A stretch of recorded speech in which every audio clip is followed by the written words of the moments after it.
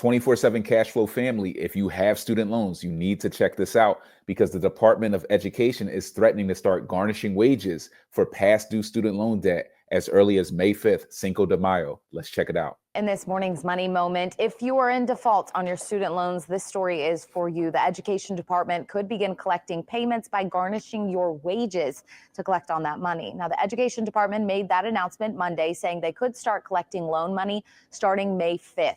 That's in less than 2 weeks. The involuntary collection will be done through the Treasury Department's offset program that pulls back delinquent debts by withholding payments such as tax refunds, federal salaries, and Social Security benefits. Yeah, so that tax refund that you were expecting, it may get kept. And a lot of people don't know this, but you can't get rid of your student loan debt. You cannot file bankruptcy and get rid of it. It's going to stick with you for life until you pay it off. And if you don't pay it, they can garnish your wages. They can come after your paycheck, your tax returns, so you won't be getting those refunds that you were anticipating. They're going to take all of that money until this stuff is paid off. And the interest accumulation, the penalties, the fees, that's just going to tag on. There's no way to get rid of that stuff. Let's keep watching. More than 5 million borrowers are in default, and 4 million more could be in the same position in a few months. Less than 40% of borrowers are current on their student loan payments. That's kind of crazy. I would assume more people would be current. Less than 40% of all borrowers are current on that debt.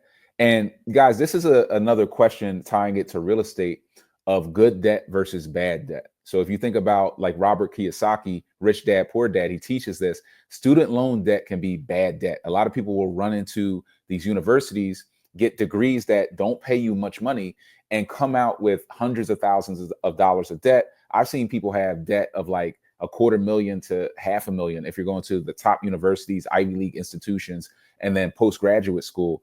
You can have hundreds of thousands of dollars of debt, which equates to like $4,000 or $5,000, $6,000, $7,000 a month in just student loan payments, which to me is bad debt because there's not anything really offsetting it. There aren't jobs out there that you're going to get straight out of college where you can earn that type of money to pay that debt. And you can't get rid of it even in a bankruptcy situation, whereas real estate can be good debt. So if you get in that equal amount of debt, you might buy a multifamily property and that's a $250,000 loan, but it's good debt because you have tenants who can move in, who can service that debt. And that's one of the things that got me into real estate is I was looking at ways to offset my student loan debt. I came out of college with about $30,000 worth of debt, which was pretty low because I had a lot of scholarships. I was doing athletics and all that stuff. So pretty low, but I wanted to get a rental property to offset my student loan payment, which was about $350 a month. So I got my first multifamily, I house hacked, put down $5,000, and that property is paying $1,000 a month in cash flow from day one. So I offset my student loans with a rental property in my early to mid 20s. And that's what I recommend for a lot of my people. But good debt versus bad debt. A lot of people are scared to get a house, which is good debt, but they will run into that student loan debt, which is bad debt. Let's keep watching. Payments, according to the department. So what's next? You'll receive an email informing you of the next steps to take and urging everyone to look into their repayment options. Wage garnishing notices will be sent out as early as this summer. Dang. Now, if you remember, former President Joe Biden had attempted to wipe out student loan debt across the country, but eventually the courts ruled that he misled borrowers about his actual authority to be able to take such an action.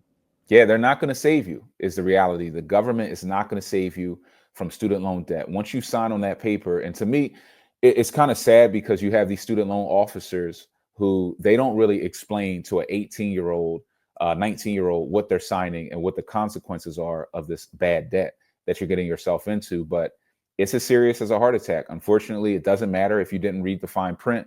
You're going to have to pay one way or another. And even if you can't pay, they're going to start garnishing your wages. They will send a letter to your job and take the money straight out of your paycheck as well. So there's no way around it. The only way to offset this stuff for many of us is to get into real estate investing, get good debt to offset the bad debt, and try to work your way out of it. If you need help, reach out. Stay tapped into our 24/7 cash flow family, where we teach you how to leverage real estate to get out of the 9-to-5 or even get out of bad student loan debt. Brian Grimes, your real estate mentor. I'll see you on the next one.